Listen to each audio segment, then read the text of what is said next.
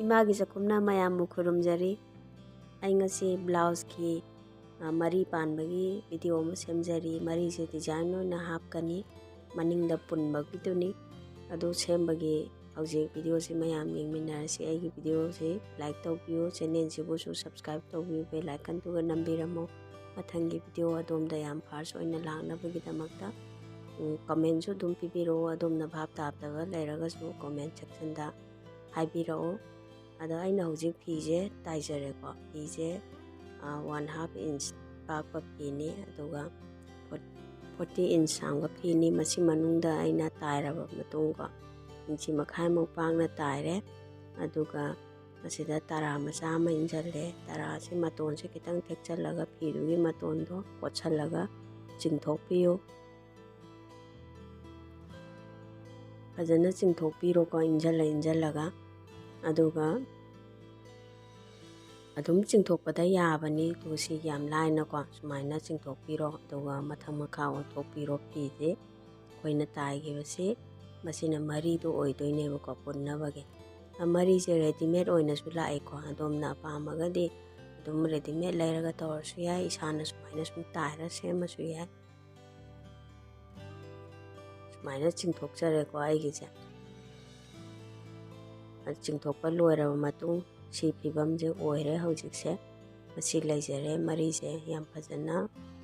हाइदि सेमेबको अइना अदो अमु तराजे लौथोअसि अदुगा अमु मसीदा कोई डिजाइन दो अमु हापसि डिजाइन जे अइना कोइको 3 इंच स्क्वायर ओइबा फी अमा लौजरे अदो मसी थुपचिनजरेको कोई थुपतबिदा तौरसु याय अदो थुपपसिना कोई मतोनजेको हयेंग कोइना फीगी लंगदो हंतोकपगी चांस याम नेमी सिना फबा हेली थुपचलगा तौबसना अदो मसी थुपचलबा मतुंग कोई मरीदुगी मतोनदुदा हापचलनेबको अदुगा ताइरनी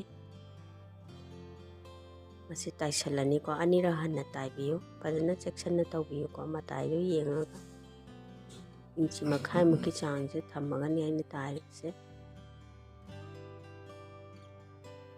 अनिरा हन्ना ताइजरे अदुगा कोई कक्थलजिको सिदा फीजे अहेनबगी सरुकसे कक्थलु याम थम्बगी दरकार तादि मनुंगदनीना अदुगा मसी मथम खा ओंथोअसि मथम मखासे ओंथोएको मथम खासे ओंथोबा मतुंग कोई फीजे मतोनो खितंग हेनगनी अदो तुम कक्थलपियो अहेनबा सरुकसिंगजे यम कोनगी शेप मालेको आइगिसे याम फजरे अदुगा अमु हौजिकसे फी अमगा अमु हापखिजि सिगी डिजाइन यावबा फीजे सि अमु हापनिको सि अमु आइना ट्रायंगल शेप दा थुपे अदुगा अमु मरीसे सुमाइना नंजलगा को हापनेबा थक्सलनी सिजो अमु ट्रायंगल शेप तको अदुगा अमु फजना सेंबियु ताइद्रिङाइदा कोइगी इंची मखाय मुकी चांग लापना हनबियो अहानबा ताइहिबा फीजेगा अदुगा कोनबा ताइबसेगा को मसी लेजरे मसीजो अनिरा हन्ना ताइबियो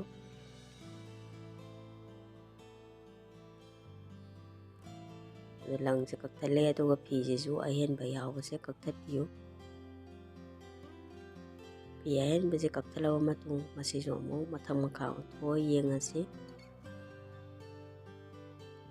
मथम खावन थोबा मतुंग आई सिगी फिबमजे ओइरे डिजाइन से याम फजरे अदुगा नकल अमगी अमु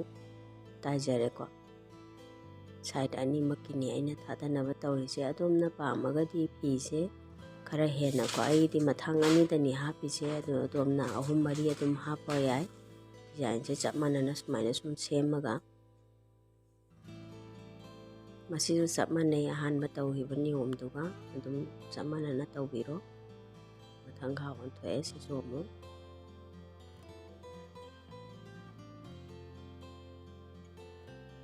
सी डिजाइन ओइबा फीजेजो अमु हापचलनी याम लाइबा नियमनी अदोमजो अमुतंग ट्राई तौर येंबियो फजु फजबा दो पैसाजु चंगदबा मसी लोइजरे मसी साइड अमगिजो लाइबा लोइजरे तंगा ओंथोए मसी लेजरे साइड अनी सुबसिजो ꯑꯗꯨꯒ ꯌꯦꯡꯕꯤꯔꯣ ꯃꯌꯥꯝ ꯅꯥꯀꯜ ꯑꯅꯤꯃꯛꯀꯤꯁꯦ ꯁꯤ ꯐꯤꯕꯝꯁꯦ ꯑꯣꯏꯔꯦ ꯍꯧꯖꯤꯛꯁꯦ ꯗꯤꯖꯥꯏꯟꯁꯦ ꯌꯥꯝ ꯐꯖꯔꯦ ꯃꯌꯥꯝꯅ ꯑꯩꯒꯤ ꯅꯤꯌꯣꯝꯁꯦ ꯐꯣꯂꯣ ꯇꯧꯕꯤꯌꯨ ꯊꯦꯡꯛ ꯌꯨ